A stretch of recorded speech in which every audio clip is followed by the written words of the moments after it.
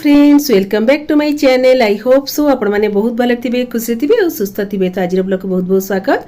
So friends आगु तो आसुची गणेश पूजा। तो गणेश पूजा रे बहुत जगह मिठा बुंदी तो सेव मिक्सचरटा पूजा भी होता है आउ आम मैंने भोग भी खाऊ। तो चलतु आज मिठा बुंदी करने फास्ट ये गोटे कप बेसन नहीं गोटे कप बेसन रे 1 पिंच खाइबा सोडा ऐड करदबा। तो ये भल किना मिक्स करदबा। तो ये मु गोटे कप पानी नहीं तो देखा आमर गोटे कप लगुच कि ताठू कम लगुच। तो ये अल्प अल्प पानी पकईकिना भल किना मिक्स करनबा। तो ये बुंदी पाई आमको बेसन को अल्प अल्प पानी पकईकिना भल किना मिक्स कराया अछि। एकाल जमा पानी पकईबेनी तो अल्प अल्प पकईकी एमती चामच साजे आग भल किना मिक्स करदबा। तो सेव बुंदी क्या भल लगे मत कमेंट सेक्शन में जनइबे। तो खास करी गणेश पूजा सरस्वती पूजा रे मिठा बुंदी मिलता है ता सहित टिके सेव मिक्सचर दीटा का जो कॉम्बिनेशन ना फ्रेंड्स बहुत ही बढ़िया लगता है। खाली मोर नुह समस्त फेवरेट होता है कहीं ये मिठा को टिके नमकीन दीटा मिसी गले खाइबा को बहुत ही बढ़िया लगता है। तो ये चामच साहाଯ୍ୟରେ भल किना फेंटी देली पानी रो क्वांटिटी भी ठीक देइथिली। तो ये हाथ साहाଯ୍ୟରେ भल किना ताको फेंटीबा जेते फेंटीबा से धीरे धीरे कौन परा टिके पतला हेई आसीबो। तो ये देखो बैटरटा पूरा एकदम परफेक्ट अच्छी। यही टाइम बेले मुझे गरम तेल रु 2 चामच ये ऐड करदेवी। तो ये गरम तेलटा ऐड कले आम बुंदीटा बहुत क्रिस्पी हम और खायापी बहुत बढ़िया लगे।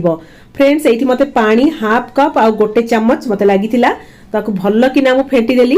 तो हाथ साहाଯ୍ୟରେ आपण मानू 5 मिनिट खंडे भल कि फेंटियार अच्छी जिते भल किना फेंटिबे बुंदीटा बढ़िया से गोल गोल होइकिना पूरा क्रिस्पी भी हम।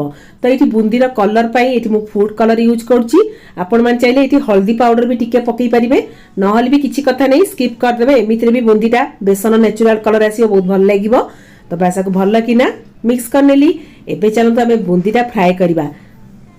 तो ये बुंदी फ्राए कला तेलटा बहुत भलसे गरम होता दरकार आ गैस फ्लेम हाई रखिए ठीक अच्छे। तो घरे तो समस्त एमती छणा आवेलेबल थी। तो ये छणा साहाଯ୍ୟରେ आम एमती बैटरटा ऐड करनबा। तो ये छणा को टिके हाइट ऊपर को रखिए आउ जमा हल्लेबेनी आराम से केड़े सुंदर से आमर गोटे गोटे बुंदी पूरा तेल पूरा आराम से फ्राए हो आपण मैंने देखिकिना जानी पार्थिबे। तो बुंदीटा करिया बहुत ही इजी। खाली गोटे ट्रिक बेसनटा गोटे भल किना फेंटिबे। सेकेंड ट्रिक बेसन बैटर को बेसी पतला करिवेनी कि बेसी मोटा करिवेनी ठीक अच्छे मीडियम थिक रखिबे। बस देखो केड़े सुंदर से आमर पूरा बुंदी बढ़िया से फ्राई होउची। तो ता ऊपर एठी मु आउ गोटे बैच बैटर एठी ऐड कर नेली। तो ये बुंदीटा फ्राए होगापी मात्र 5 मिनिट खंड लगे बेस समय लगभग। यही टाइम बेले गैस फ्लेम मु मीडियम टू हाई रखी। बास एबे 2 ରୁ 3 मिनिट खंडे भलसे फ्राए करदेला परे एबे गोटे छणारे छाणीकिना गोटे जगह काढ़ी नबा। फ्रेंड्स आपण मन जदी मिठा बुंदी भल पाती नहीं एमती खारा बुंदी करकिना भी खाई परिबे।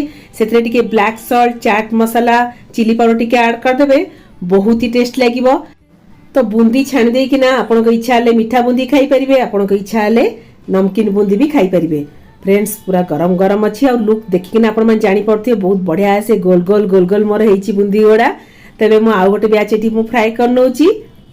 तो ऑलरेडी तो फेस्टिवल स्टार्ट हो गलानी आउ आगु आसुची हमर गणेश पूजा। तो गणेश पूजा तो आम एमती भी ओडिया लोक चूड़ा आशा डालमा सुजी खीरी भात डालमा ये सब जिनस हुए एमती बुंदी आउ सेव मिक्सचर करकिना खातु बहुत ही बढ़िया लगे। खास करी आम गणेश ठाकुर पाखे भोग लगे पारिबा गणेश ठाकुर भी खाइबे तो प्रसाद भी आम समस्ते पाइबा आ बहुत ही इजी बहुत कम समय आम मैंने कर परिबा और खाया भी सुपर टेस्टी। तो अल्प जिनस भी आम मैंने मिठा बुंदी तो आम सेव मिक्सचर भी कर परिबा। तो ये बुंदी तो छणा होगा चीनी सिरा करिया पड़िबो जेहेतु आम मैंने मिठा बुंदी करबा। तो ये गोटे कप मु चीनी नहीं से हाफ कप पानी ऐड करदबा। तो चीनीटा को बास हमको मेल्ट करार अच्छी। तो ये चीनीटा भलसे मेल्ट हो गलानी 2 ରୁ 3 मिनिट भलसे फुटे दबा। तो ये फ्लेवर पाई मु केसर ऐड करनोची गुजराती भी ये ऐड करनबा फ्लेवर पाई। तो ये मु कलर पाई टिके फूड कलर ऐड करनोची आपण मान चले टिके हल्दी पाउडर भी ऐड कर परिबे नले केसर भी कलर आस परिबो तो केसर फ्लेवरटा भी आसीबो। बास बहुत ही बढ़िया देखा होची। तो ये मु गुजराती पाउडर टिके भी ऐड करनेबी। तो आम चीनी सिरा पूरा एकदम परफेक्ट होईची। तो आर किछि माने गोटे तार कि 2टा तार करे देखा नहीं बास चीनीटा भलसे मेल्ट होइला परे 1 ରୁ 2 मिनिट फुटे देबे। तापर एठी हम जो बुंदी को छाणी रखले ताको एठी हम ऐड कर दबा। तो चीनी सिरा को बुंदी से तो भल किना मिक्स कर दबा। तो आपण मानु जदि झुरझुरा बुंदी खाया इच्छा तो यही टाइम बेले आपण माने चीनी सिरा को बुड़ेकिना एमती रखी पारिबे। किंतु एठी मु बुंदीटा टिके नस नसिया टाइप रो करबी जुसी टाइप रो करबी। ताको एबे 5 मिनिट पई मबे फुटिया पई छाड़ देबी। एबे को घोड़े दबा गैस रो फ्लेम पूरा स्लो कर दबा। 5 मिनिट पर ये मुझे चेक कर नौची धीरे धीरे बुंदी गुड़ा कौन कर चीनी सिरा पूरा एब्जॉर्ब कर नहीं एबे आपको घंटे 2 घंटा पूरा एमती घोड़े किना छाड़दबा गैस एबे बंद करदबा आ देखिए धीरे धीरे पूरा आमर बुंदीटा पूरा माने जुसी टाइप जदि आपण मानक बेसी टिके जुसी दरकार ताले आउ गोटे कप चीनी सिरा करिकिना आपण माने ऐड भी कर परिबे ठीक अछि। तो भी चाहतु सेव मिक्सचर करनबा एठी गोटे कप बेसन सेतिरा हल्दी पाउडर ऐड करनेली स्वाद अनुसार सॉल्ट ऐड करनेली रिफाइन ऑयल एठी 2 रु 3 स्पून ऐड करनबा। तो ये बेसन को तेल सहित भल कि टिके घसी दबा तापर आपको पानी देकिना आपको चकटी नबा।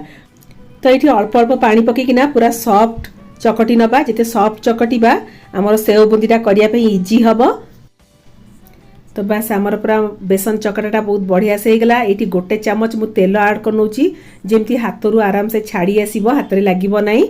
तो ये चलतु आमर सेव बुंदी करिया पे ये रिफाइन तेलटा गरम करनबा आ सेव बुंदी पाई ये मो पाखे स्टाण्ड अच्छी जदि स्टाण्ड नथियो फ्रेंड्स किछि कथा नहीं आपण माने जो क्षीरर जो पैकेट नले जो पाइपिंग बैग आछि सेतरे भी कर परिबे नले जो ग्रेटर अच्छी ग्रेटर भी अल्प अल्प एमती घसिकिना भी आपण माने कर परिबे। तो ये हमर सेव मिक्सचर छाणिया पई तो ये स्टाण्ड बहुत प्रकार अच्छी सरू मिक्सचर बाहरिया पई मोटा सेव मिक्सचर बाहरिया पई भी अच्छी। तो ये मु मीडियम साइज रो स्टाण्डटा नेची ताते टिके ऑयल टिके स्प्रेड करनेली आम जो बेसन जो डोटा करते ता भीतर ये आम ऐड करनबा कि फास्ट आग टिके ऑयल टिके भल कि स्प्रेड करदबा या द्वारा कौन हम ना आम जो बेसन चकटा टोटाली लागो ना।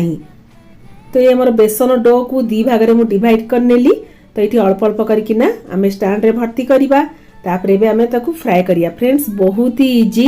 ये सेव स्टैंड किसी लोक पाखे आवेलेबल न थाए किसी कथा नहीं जो ग्रेटर आसुची ग्रेटर स्मॉल पटे एमती बेसन डो को अल्प अल्प घसिकिना भी करें बहुत ही इजी हम गोटे थोड़ा आपण ट्राए करूँ और जहाँ पाखे एमती सेव मिक्सचर स्टैंड अच्छी से माने आराम से इजी भी करें।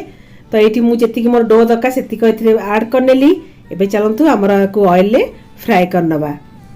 तो ये सेव मिक्सचर फ्राए कला तेलटा बहुत भलसे गरम थिबा दरकार और gas flame medium to high रखिए ठीक अच्छे फ्रेंड्स। तो ये मुझे ऐड कर छुरी एमती काटी नेली बास एबे आकु टिके फ्राए पाई छाड़दबा जदि पतला सेवटा करथिबे ताले 2 रु 3 मिनिट खण लागिवो टिके एठी मु मीडियम मोटा साइज रो सेव मिक्सचरटा करची ताकू 3 रु 4 मिनिट खंडे लागिवो। बास देखंतु केते बढ़िया से हमर माने सेव मिक्सचर पूरा घरे रेडी हे जिवो आ बहुत ही इजी फ्रेंड्स माने समस्त एटा करि परिबे घरे।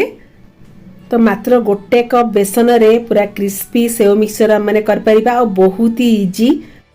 तो ये मुझे गोटे बैच तो सेव मिक्सचर करदेली एबे आ गोटे बैच मुझे फ्राए करने भी। तो एते कम जिनस रहा कम समय भितर पूरा क्रिस्पी सेव मिक्सचर पूरा रेडी। तो घरे एमती आम आराम से भी कर हेल्दी एमती भी हाइजीनिक भी। तो गोटे कप बेसन रे आराम से आमर बढ़िया से सेव मिक्सचर हो पाउची। तो आपण माने लुक देखिकिना जानी पाउथिबे। तो मीठा बुंदी तो ऑलरेडी आमर हेची सेव मिक्सचर भी रेडी चलते प्लेट लगे नबा। तो पिला दिन तो आम मैंने स्कूल मानक खास करी गणेश पूजा सरस्वती पूजा रे चूड़ा घसा लड़ू एम सब खाई था किंतु गोटे गोटे जगह जो गणेश पूजा होता है से सेव बुंदी दे था जोटा खायापी आम बारंबार जाइकिना मागिकिना आणु से भोगटा खायापी बहुत ही बढ़िया लगता है एते टेस्ट लगे ना कही हेनी।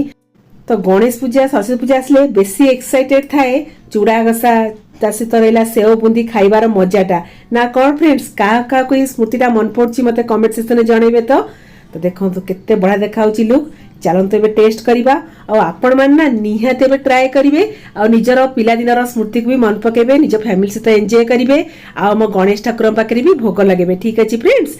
मु रहिली सेति पंत टाटा bye bye love you all bye bye.